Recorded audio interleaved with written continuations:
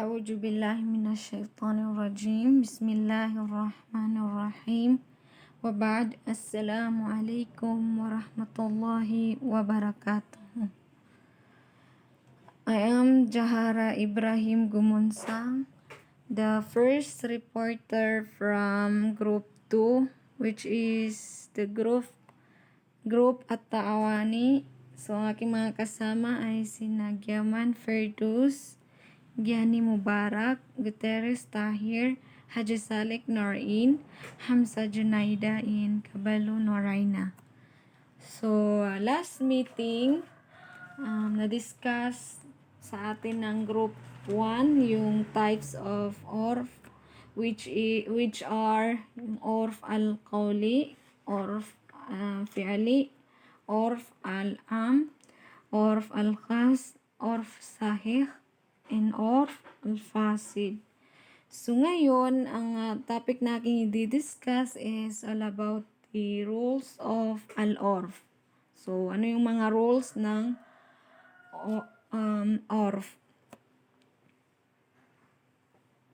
So bago ko i-discuss, let us know first our learning objectives. So number 1, discuss the rules of orf. Number 2, internalize the meaning of the rules of orf.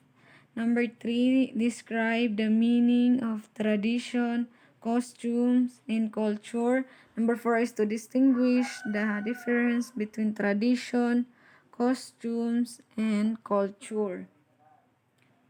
Okay, so what are the rules of an orf?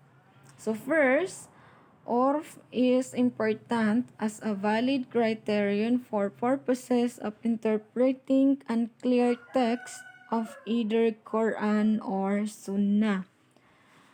So, it is very understand to us na ang first rule ng orf is valid siya, na kung saan ang purpose nito is mabigyan ng kahulugan yung mga hindi klarong salita, either Quran man yan or Sunnah. Okay, so for example, bigyan natin ng example para mas maintindihan. Okay, so for example, in a married couple, so in Quran did not justify the amount of maintenance that the husband must provide for his wife. Okay, so merong dalil. So, yun, sa mag-asawa daw, sa mag-asawa is hindi doon na-justify yung dapat na amount na i-maintain ng husband sa kanyang wife. So, according to Surah Talaq, verse number 7.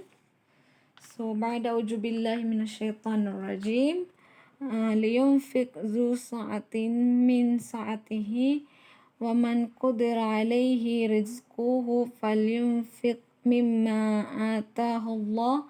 La yukallifullahu nafsan illa ma ataha. Sayaj'alallahu ba'dal usri yusra. So, meaning, let those who possess means pay according to their means. So, hindi ko na sinulat dito yung verse kasi mahaba. So, ang ibig sabihin nun, ang ibig sabihin ng verse na yun is, sabi niya, hayaang ang isang lalaking nakaririwasa na gumugol ng ayon sa kanyang kakayahan. At sa sinuman ng panustos ay lubhang kapos, so hayaan siyang gumugol ng ayon sa anumang ipinagkaloob sa kanya ng Allah. Okay, so ibig sabihin, hindi daw, hayaan daw yung isang lalaki na kung saan, kung ano lang yung kakayahan niya is matatanggap natin. Sino man na ang panustos ay lubhang kapos, hayaan siyang gumugol ng ayon sa anumang ipinagkaloob sa kanya ng Allah. So, hindi rin daw nagbibigay ng pasanin or hindi rin nagbibigay ng kasalanan ang Allah sa isang tao maliban ng ayon sa anumang kanyang ipinagkaloob dito. So, in this verse, didn't clearly specify the exact amount of maintenance. So, yun yung first role ng ORF is yun. Important siya as a valid criterion na ang purpose nito is para ma-interpreting yung mga unclear text of either Quran or Sunnah. So, second rule ng ORF is use in determination of Sharia legal rulings. The rule which is based on juristic opinion has often been formulated in the light of the prevailing costume. Therefore, it is permissible to depart from them if the costume on which they were founded changed in course of time. Sa second rule ng ORF, okay, so the second rule of ORF is yun, para ma-determine yung legal rulings ng Sharia. So, pasensya na guys, hindi ko siya ito medyo may mag-gets. Pero may example dito na binigay, so yun lang yung i-discuss ko. So, para mas maintindihan dun sa example na binigay dito. So, for example, the contract of istisna or online shopping. So, in a hadith of Prophet Muhammad said, prohibited the sale of non-existing object but allows salam, or an advance sale in which bribe is determined but delivery of item is postponed. Thus, in current time, online shopping is permissible. So, dito sa hadith ng Prophet Muhammad, ito yung example ng rule, second rule ng ORF. So, dito sa hadith ng Prophet Muhammad na ang sinasabi is, ipinagbabawal yung pagtitinda ng hindi mo pahawak. Halimbawa lang nito is yung sinasabing pre-order kung saan yung item ay nasa supplier pa lamang at hindi mo pahawak. So, pero napapahintulutan lang ang online selling kapag ang item mo ay pagmamay-ari mo na, ngunit hindi mo pa nakuha mula sa supplier dahil maaring na-postpone ang delivery. So, in short, maaari mo lang ibenta kapag nabili mo na or yung hawak mo na yung item. So, yun yung ibinigay kong example dito. Sana kahit paano mag-gauge nyo rin. So, maliban pa dito is, ito na talaga itong ngayon na nakasanayan, no? So, alam kong aware din naman kayo kasi nakikita man din sa social media itong mga online selling na kung saan prohibited yun, na prohibited siya kung saan yung pagbibenta na yun ay hindi nag-existing. So, yun, in current times, yun na nga sa time ngayon is online shopping is permissible na. So, the third role of ORF is accepted siya. Third role is ORF is accepted during Prophet's lifetime since the Urf of Arab is not overruled by Prophet Muhammad. However, it has received tacit approval or sunnah takriri from Prophet Muhammad. In Islam, accepted to amend and regulate some of the Arab customary laws to bring them line with the principles of the Sharia. Okay, so in the third role, yung urf daw is accepted siya during the lifetime of Prophet Muhammad, since ang urf naman ng mga Arab noon ay hindi gaano pinaghihigpitan ng Prophet Muhammad. Pero sumusunod din sila sa sunna ng Prophet Muhammad at ng kagustuhan nito. So ang Islam ay maaaring baguhin o ayusin ang nakaugalian nilang batas upang magkaroon pa din ng connection ng kanilang laws sa principle ng Sharia. Okay, so in Islamic custom of the Arabs, it is recommended for Muslim to choose of spouse based on 4 requirements which are the religion, lineage, property, and beauty. However, the important characteristic is the religion. Okay, so during yung pre-Islamic pa, ang costume ng mga Arab is recommended din pala sa kanila ng mga Muslim, na kung saan yung mga kalalakihan sa kanila is pumipili ng kanilang mapapangasawa na kung saan nagbibase din sila sa 4 na requirements. Ano yung number 1? Yung religion or agama. Pangalawa is yung lineage or yung bangsa ng isang lalaki or ng isang babae. Pangatlo is yung property or yung tamo or kayamanan. Number 4 is yung beauty, yung kagwapuhan or kagandahan ng isang tao.